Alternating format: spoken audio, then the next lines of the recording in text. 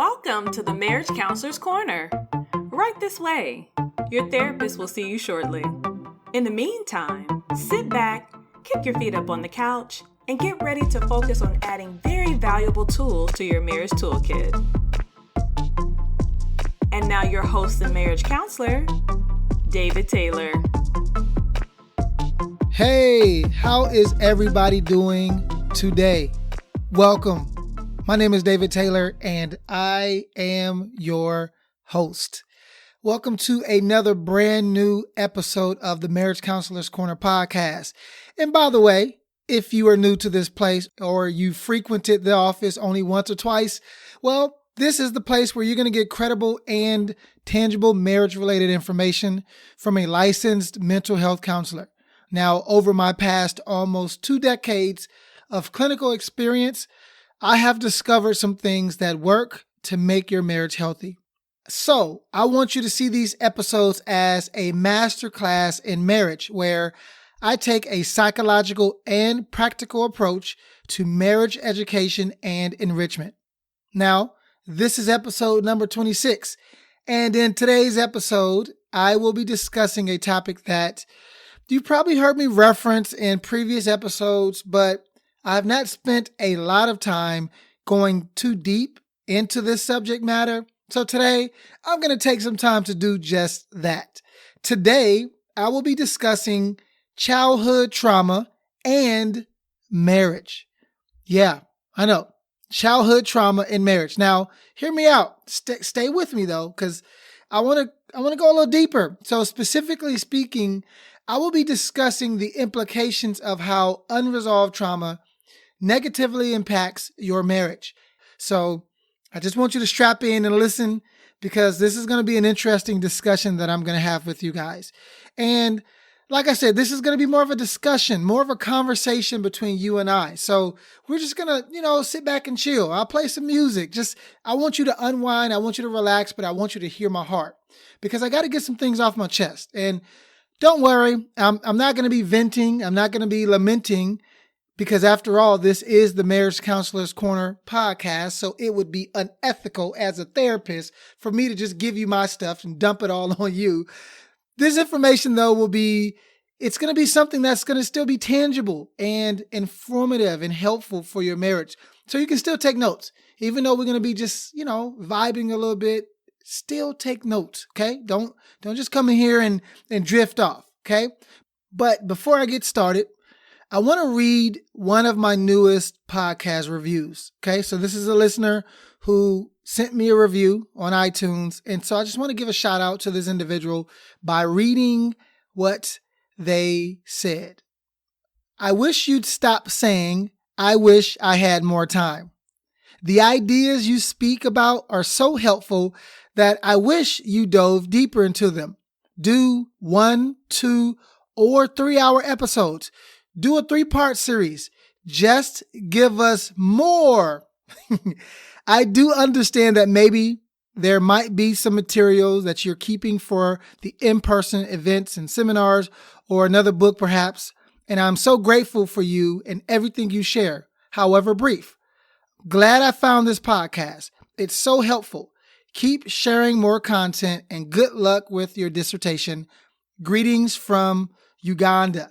Well, whoever you are over in the motherland, I really appreciate you and your kind words. Up in down in East Africa, I appreciate you and sharing your thoughts. And you're right. Perhaps I need to do more, give more, more 1, 2, and 3-hour episodes. And that would be great. That would be great if I had the time and the bandwidth to do that. 3-part series, that might be a stretch. Usually there's a drop off after episode or part 2 to a series. I noticed that if I do 3 parts, the third part typically is not as popular as the first or second. But I hear your heart. So just rest assured that when I'm done with this dissertation, when I'm done with this doctorate, I'm all yours. I'm going to dive in and give more of myself, commit more of myself to this podcast. Right now, though, every other week has been kind of the sweet spot. I really wish I can go back to weekly, but just the time constraints and what it's requiring from me, I can't commit to that at this point. But don't worry, I will give you more. But I want to just say thank you. Thank you again for your kind words and for, taking the risk of submitting a rating and a review for this podcast. And shout out to Uganda. Hopefully one day I can make my way there and maybe speak in front of you guys, whoever you guys are. So anyway, thank you. And those of you who are listening, feel free to submit your ratings and your reviews on whatever platform you are listening on, right? So if it's iTunes, Spotify, Castbox, whatever, go ahead and submit a review and I will read it on air, okay? Anyway, let me move forward and start talking about some things because I want you guys to hear my heart on this subject matter, okay? So first off, there are three main things that will impact the type of marriage that you will have, as well as how you show up inside of your marriage. Number one, the thing that will impact your marriage is your model of marriage and your exposure to that model. So what did you learn about marriage and relationships as a child? And what was your relationship with that information? Number two, the second thing that will impact your marriage is your childhood trauma and your current healing journey, right? So what did you go through as a child and where are you at with your healing and recovery throughout that process? And then thirdly, the last thing that will impact how you show up in your marriage, as well as the type of marriage that you will ultimately have, is your marriage IQ. And I haven't spent a lot of time talking about your marriage IQ, what that is. And wait, I'm telling you guys, I cannot wait to really dive into this and speak more tangibly on what a marriage IQ is, how to measure that, all of that. Don't worry. I got you. I'm developing resources for that. But your marriage IQ, how smart are you at actually being a spouse, right? Listen, we get our driver's license only after we demonstrate that we know how to drive, or at least we understand the rules. My license to practice psychology, I got only after years and years and years and thousands and thousands and thousands of dollars and thousands of hours in the field, right? Thousands and thousands. Only after that was I qualified to do what I do now with the state license. But to get your marriage license, you don't have to demonstrate any of that. So I would like to shift in that area and start focusing on marriage IQ. That will come later. But today we're going to be focusing on number two, your childhood trauma and your current healing journey. Now, let's speak about this because this is some interesting stuff. So your childhood trauma and whether or not you are even aware of the implications that it may have on how you show up in your marriage, this is something that is so important to be mindful of, to be cognizant of. And for this episode, I will define trauma as this. So trauma is defined as a distressing, frightening, or stressful event that in some way has impacted how you developed physically, emotionally, intellectually, or relationally. And I could throw some others in there like financially, spiritually, all those things. But mainly those 5 areas: physical, emotional, intellectual, relational, those 4 areas rather. That's really going to be where you'll notice the implications of trauma the most. Now, 2 out of 3 children will experience a potentially traumatic event by the age of 16. Okay. So, and nowadays, depending on where you live, it may be everybody, right? Like if we think about some of the things that's going on overseas, most people will be impacted by that trauma, especially a generation of kids that are living in that space continually. It's crazy how that, the implications that it can have on you and how divisive that can be for just how we develop. But anyway, trauma can be abuse, it can be neglect, it can be abandonment, it can be poverty, it can be divorce, it can be death, witnessing crime, witnessing war, sicknesses, being bullied, being molested, being raped, being injured in an accident, domestic violence, natural disasters, right? You can name them. Those are things that can create trauma or be traumatic. So I guess a better way to say this, those things aren't necessarily trauma, but they can create trauma, right? These are the things that can impact you and cause traumatic responses. These are the antecedents. Now, trauma is something that will shape how you interact with the world. Sometimes the ramifications of trauma are easily noticed but often those ramifications aren't seen unless you are looking for them. And most, if not all individuals who experience some life-impacting traumatic event, they learn how to cope. And how you cope with that trauma, your coping mechanisms are the methods that you use to survive and navigate through those events with the least amount of collateral damage. So how you cope is how you try to survive. It's a survival tactic, and it's a way to survive and endure whatever that event is with the least amount of collateral damage. Now, some people cope by using denial, low self-esteem, or an inflated ego. Others cope with avoidance or ignorance, like they just completely ignore the fact that it exists. And I'll say that most people, though, they are creative copers. Often they will create a reality where they are the main characters, one with very few flaws or very minimal flaws. And when we do this, it's with the expressed intent of surviving. This is how we cope. And it doesn't just have to be with something as severe as rape, which is very severe, but it could be anything. It could be the death of a loved one, the divorce of your family members or your parents when you were growing up, right? We all learn how to cope, and then we take those coping skills with us to integrate the parts of our lives where we need to survive the most. One of those areas is marriage. And I'll actually say something a little bit more with this coping concept, that actually the opposite is true when I'm referencing trying to create a reality where you have very minimal flaws. Actually, the opposite is true when it comes to coping.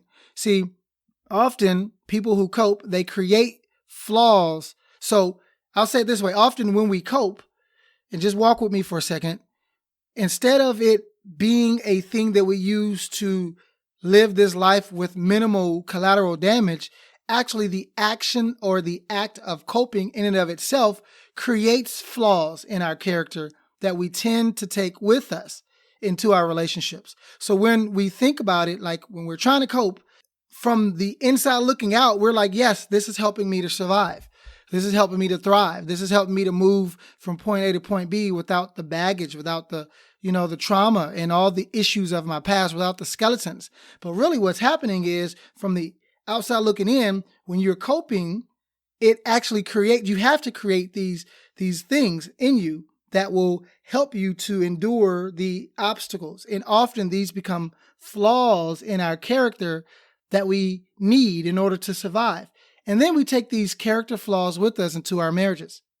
Now, I'll give a little bit more words with what I'm about to say, because I'm going to be quoting from some research, but just walk with me for a second. And so let me keep going, because this is some interesting stuff. Now, according to one study, childhood traumas can result in intimacy disturbance, right? So remember, I talked about how coping actually creates character flaws. So this research backs up that statement. So again, childhood traumas can result in intimacy disturbances, like fearing, distrusting, and experiencing ambivalence about interpersonal closeness, an impaired ability to trust. Childhood trauma can also result in difficulties with sexual relating, an increased probability of physical violence or re-victimization problems with emotional expressiveness and intimacy. Childhood trauma can lead to emotional avoidance, which may in turn interfere with effective relationship functioning. Now, this is stuff quoted from research, but what it's really saying is trauma, if not dealt with, will impact and impair how you show up in your marriage. You heard me talk about in episode 9, the 4 attachment styles. Okay.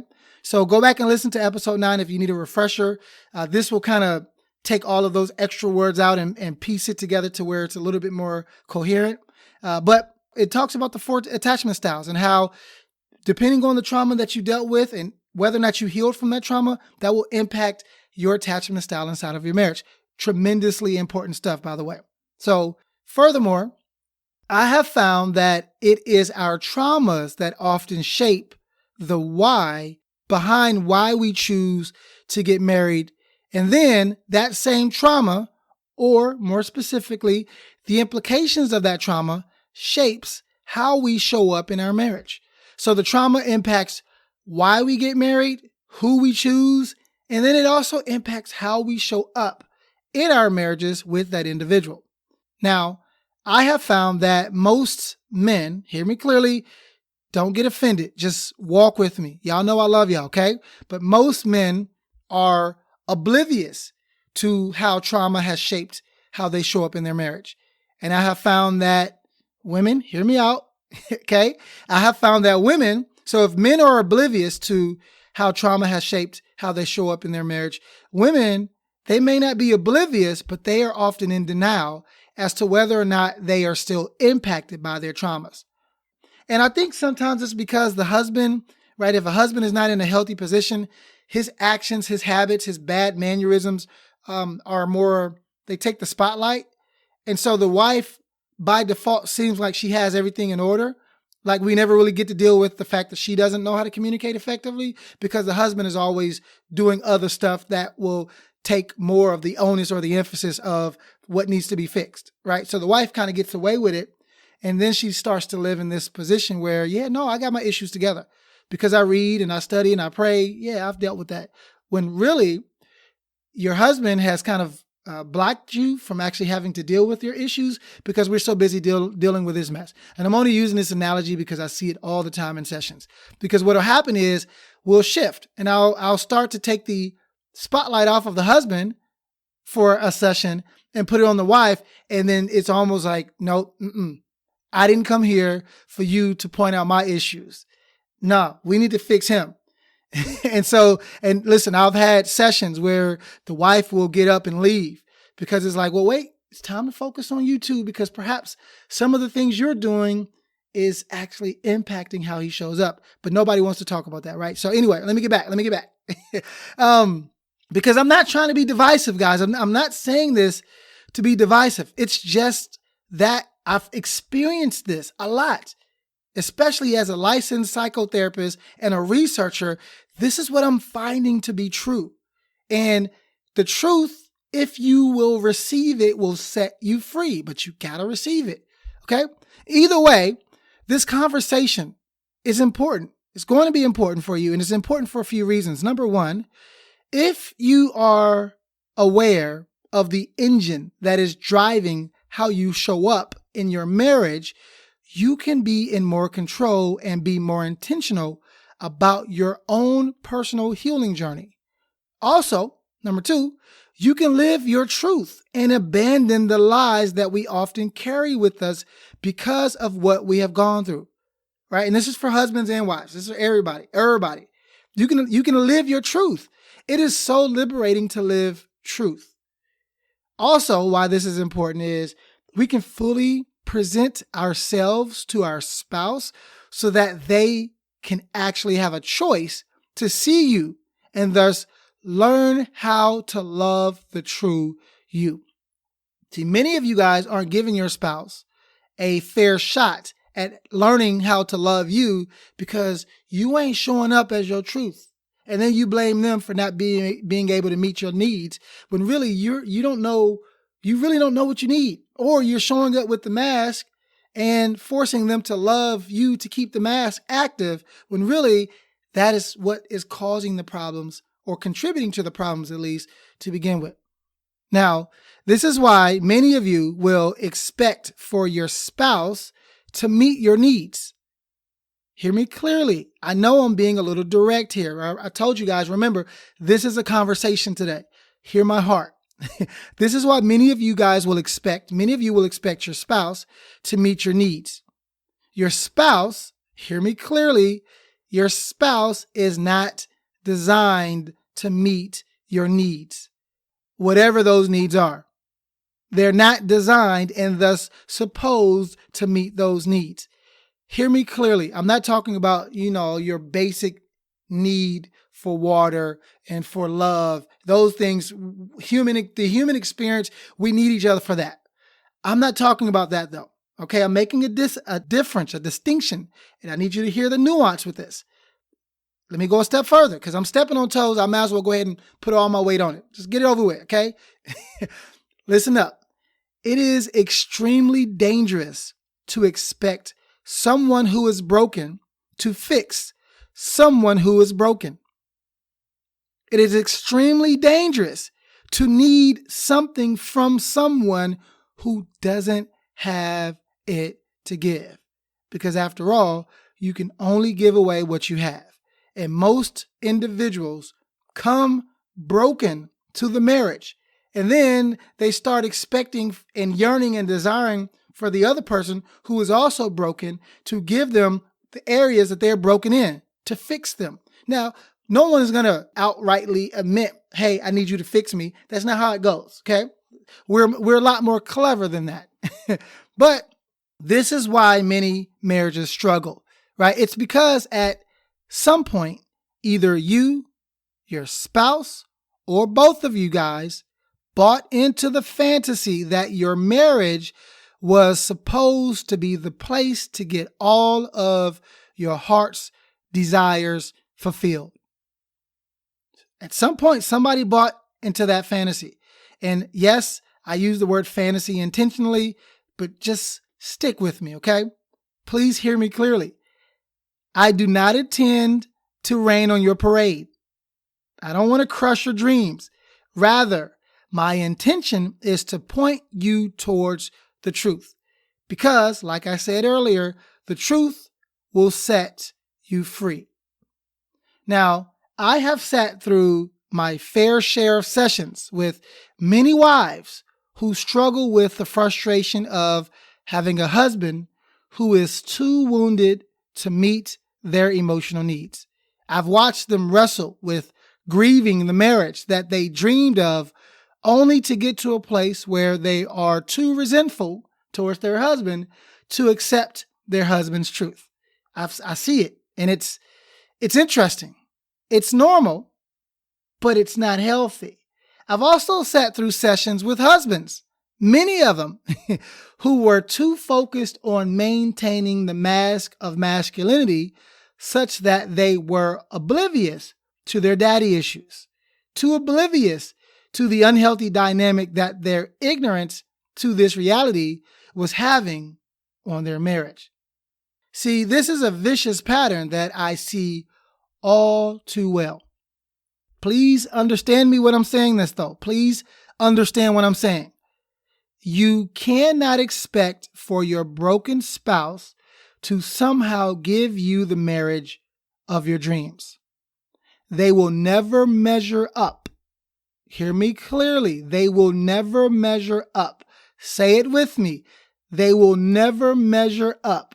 It doesn't matter how much he tries. He will not be able to replace the hole in your heart that your abuser created. Okay? It doesn't matter how much sex you want from her, sir. She will never be able to love you enough to fill the hole that your father's absence created in you, or his lack of approval created in you. You must accept this truth. Accept the truth so that your spouse is free to no longer fail while trying to live up to your trauma-infused, lofty expectations. Yes, you heard that correctly. You must set them free. You must set yourself free. Accept this truth so that you can finally heal in the areas that you are wounded in the most. Now, a word of caution, because some of you guys need to hear this part. And I was reminded of this in a recent session with a husband. See, most of us think so highly of ourselves that we would never admit that we have flaws in our character. Most of us want to be seen and thus feel like we are good people, so much so that when we get our truth reflected back to us from our spouse, we often see it as their stuff. So whatever I'm seeing reflected back to me, that's you. That's your stuff, not me. That ain't my stuff. Quite simply, we have an unhealthy habit of not owning our stuff. Remember, your spouse, and your marriage is a mirror that is used to help you see your truth. And quite frankly, that image is not one that you will naturally be drawn to, because the image of you being reflected back to you off of your spouse is an image of the person you are desperately running away from. You must recognize this in order to properly address this. Awareness will help you address it. Otherwise, you will remain stuck looking to your spouse to get something that they can and will never be able to give you. So, I want to give you an example of what this looks like and how this works. Because for your action item, I want you to do the same thing that I'm about to do. Okay? Because listen, your trauma, if you're not aware of it, if you don't know how it is connected to how you show up, it will continue to be the thing that impairs your marriage's growth. Okay? So I'm going to use my history, and I will briefly share with you how my childhood trauma impacted how I showed up in the marriage. Now, you may have heard some variations of this from many of our past podcasts from years ago.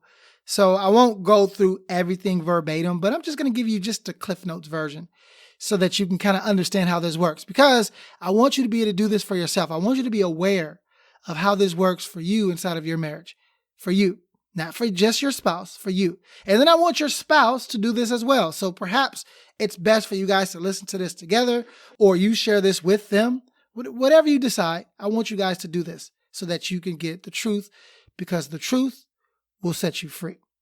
Now, a little bit about my past. So I am the third of 4 kids, and I'm the only boy. My mom and dad divorced when I was about 5 years old. And then my dad would go on to move out of state, and us 4 kids would continue to live with my mom. So in effect, she became a single parent.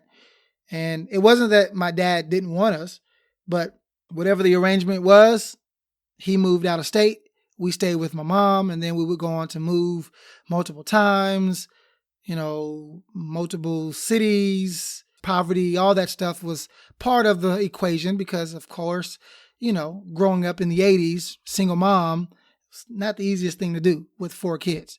But we still maintained contact with my dad and even spent a few summers with him when we were kids. So there was a few summers where us 4 would go down and, live with him for a while or stay with him for a while. And then we would come back home after the summer was up. So growing up, I never really thought about their divorce or the fact that my dad was not present in the home. And I had the company of my sisters, right? So it was 4 of us. And then I had the love of my mom. So I had all the feminine attention and energy that I could want. However, there were key moments in my development where my father's absence became more evident, right? When I was 12, I stumbled across pornography. There was nobody there to kind of give me a framework for how to see myself as a sexual being and how to see women and sexuality, right? There was nobody there to shape that outside of pornography. When I started playing sports, my father wasn't there to say, hey, this is how you do this. This is how you deal with winning. This is how you deal with losing. This is how you deal with ego and confidence. This is how you deal with respect. This is what discipline looks like. I didn't get any of that. So I had to figure all that out on the fly. Now, fast forward to high school, and I quickly noticed that people responded more favorable to me when I wore the mask of extroversion, charisma, and confidence. See, I learned how to be who my peer group needed me to be in order for me to fit in. So this was a trend that I started in my sophomore year of high school, and I took with me all the way up into college, all the way through college, by the way. And when I was around 14, I started working out. I got my job when I was 15. I bought my car from the money that I saved from my job when I was 16. I started dating when I was around 14, 15. I started playing sports. Heck, I even wore gray contacts in high school. Okay, don't judge me, guys, okay? But I wore gray contacts in high school because at the time in the 90s, right? This was in the 90s, okay? Females found that attractive. So I would wear my, I swore I was an R&B pop star the way I would dress. I wore these, I know, these spandex muscle shirts. Okay. Cause I thought I was a little swole. I was skinny, but I thought I had a little muscle on me. You know what I mean? And I would have these spandex. I still remember I had this red one. I had a blue one. I had a black one. And then I had these, semi baggy pants. And then I had my gray contacts. And then I used to wear my cornrows. And that was the look, right? I had my own look. And then I would switch up and put on my baggy gears and wear my Timbs and my hat backwards. You know what I mean? And put the towel over my shoulder, right? And get the double extra large tees, because that was the end back in the day, right? And then crease your pants and wear your jabots and your iceberg pants. Yeah, all that. That was what we went through back in the day, right? They don't know. They don't understand that. Those were the moments. But anyway, I was a nerd, right? I was a nerd. I was a jock. I was a class clown. I was the wannabe life of the party. I was the comedian. I was the flirt.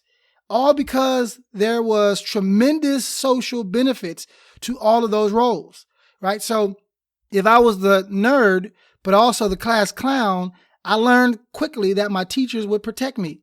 So I wanted to act out and be the class clown, but they would never kick me out of class because I was the nerd. So I was one of the smart kids, right? So I learned how to navigate that. But there was tremendous social benefits to those roles. And when I joined a fraternity in college, it wasn't because I wanted to be part of a brotherhood. I joined a fraternity because of the social benefits. It would cement for me a celebrity status on campus. And that's why I joined. I wanted to be a celebrity on campus. And guess what? It worked. We made calendars and sold them. And I got to take my shirt off and take pictures with my shirt off and take my shirt off at parties, and we would stroll, and I got to be all of that thing. And I had a thriving community of friends, and it was great for what it was worth back then. Right. But it was all a mask, all socially constructed to get something that I was oblivious to. Now, let's fast forward the years 2006. I'm already graduated from my master's degree. I'm working for Ball State University. I'm the assistant director to the Multicultural Center. And beginning of the school year starting, and Mandy happens to walk in.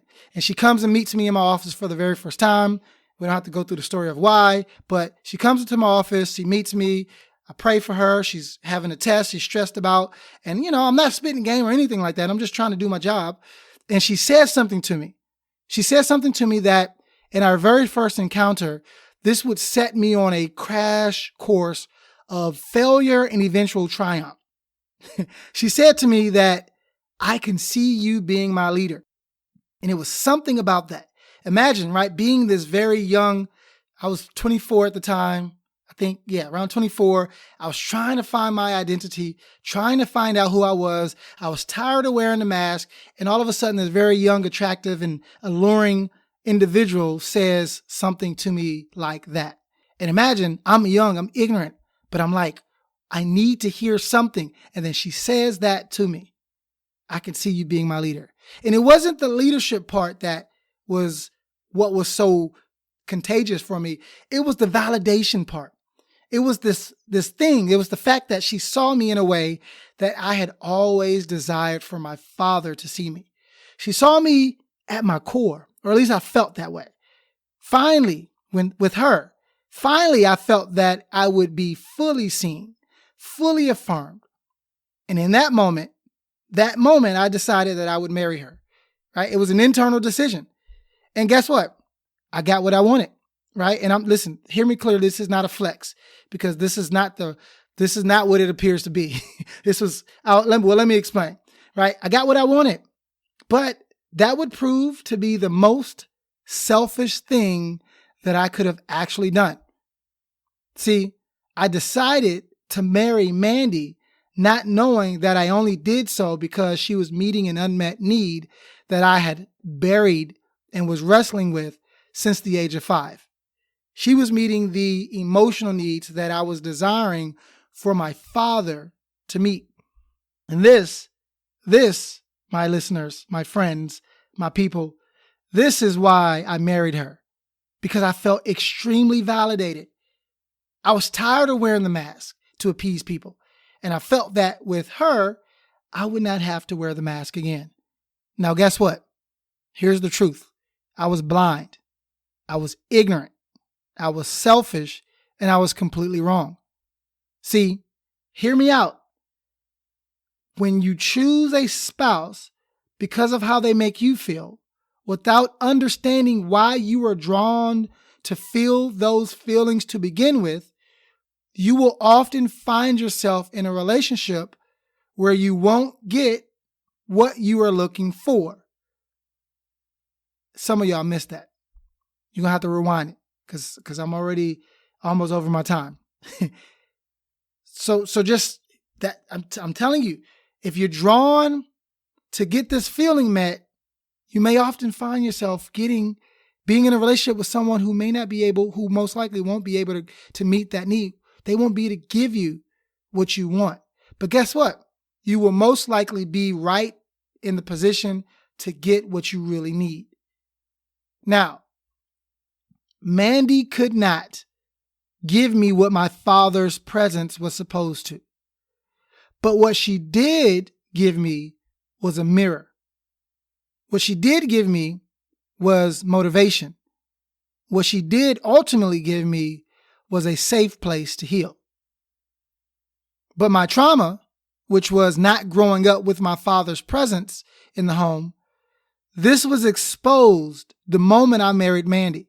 The moment I said I do, and I said all those grandiose vows, that was the moment that the exposure happened. And thankfully, God, I'm so thankful that I was able to heal, but not without making some very, very huge mistakes first. See, I married her for the wrong reasons, but I remained married to her for the right reasons. And eventually, thankfully, I healed. I recovered. Now, if you haven't done so, that's right, put your finger on your chest, say me, you will need to do the same. See, most of us are energized, are fueled by the trauma of our past. We actually marry our spouses to get those childhood unmet needs met. I did the same thing. I married, for all intents and purposes, a female version of what I needed from my father, because I was expecting and hoping that Mandy could fix in me what his lack of his presence wounded me in. Because I was expecting for Mandy to fix me in the areas that I was broken. Obviously, that was the most unhealthy, selfish thing to do. But guess what? This is what we do. This is what we do when we get married. I see this all the time. We marry for the wrong reasons, thinking it's the right reasons. And then we fight when we don't get what we feel we need. Because guess what? Your spouse cannot fix you. They cannot fix what they did not break. That's not their job. Their job is to reflect back to you the fact that you do need to be fixed, that you do need to be healed, that you may have holes not holes. Okay, I ain't say that. Holes, Holes. They're reflecting back the holes in your soul. And that's what you need to focus on fixing. Okay?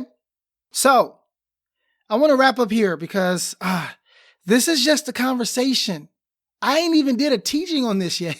This is just a conversation. But it's a conversation that I'm hoping will spark some ingenuity, some creativity, some motivation, some eagerness, some energy behind doing the work to make sure that your trauma is not impairing your marriage. So, for your action item, I want you to answer these questions. Here are the questions. What did I need as a child but never received? What trauma did I experience that has most likely shaped how I show up in my marriage? I want you to take some time to answer those two questions. And if you're having a difficult time answering these questions, or if the process is too painful, because for some of you guys, I know it will be, don't hesitate to reach out. I really mean that, okay? I am good, really good at working through these things, especially with you husbands, right? Because I've noticed that it's the husbands that a lot of times will wrestle with this and they're oblivious to it, right? I was in, you know what? I can't even talk about the sessions I have, but I was in a session with a husband and it was just so healing. But I can't even go there. So anyway, let me just stop there. But if you are one of those individuals that you say, you're saying, hey, I need help with this. I don't know where to start. I don't know what to do. Well, contact me. Email me at david@marpeservices.com. That's david@MARPE services.com. And we can schedule a consultation or a session to actually begin the process. Okay? So listen, I'm going to wrap up here because I will talk your ear off. If y'all keep listening, I will stay here and keep talking. And I already got permission from one listener to make this episode longer. So do not tempt me. Y'all lucky I got a session to go to. So I'm going to stop. But I'm going to wrap up here. And it is my desire that both you and your spouse use this information to take your marriage to the next level. But remember, you get out of your marriage what you put into your marriage, not what you want from your marriage. So get to work putting in the work. And this episode is just one way for you to do that. Okay. Anyways, I want to say thank you guys for coming into your session at the Marriage Counselor's Corner. Join me in the next episode number 27, where we will be discussing yet another very important topic that you don't want to miss out on. And lastly, please don't forget to subscribe to this podcast and leave me an honest rating and reviews. I appreciate those that have been doing so. It only serves to make my podcast more popular so that other individuals all over this place, all over the world, can listen to it. Listen, 8% of my listeners are in Africa. 8%. 80% of my listeners are in North America. I have 6% of my listeners are in Europe. Only 2% in Asia. Let's spread this. South America, 0%. They're still listeners there, but the metrics say that they don't really, those numbers ain't a lot. So let's broaden this. And the way to do that is to share this with those that need it. Send me more ratings and reviews, and I will appreciate you guys for that. That way other people can have access to these episodes. Anyway, go out there. I want you guys to be smart. I want you guys to be intentional. I want you guys to stay out of trouble, stay focused, and I will talk to you soon. Deuces. Thanks for stopping by for your seat on the couch at the Marriage Counselor's Corner. Remember, go to marriagecounselorscorner.com to schedule your next session. Also, don't forget to subscribe to this podcast so that you never miss a session. We look forward to having you back on the couch soon. Bye-bye now.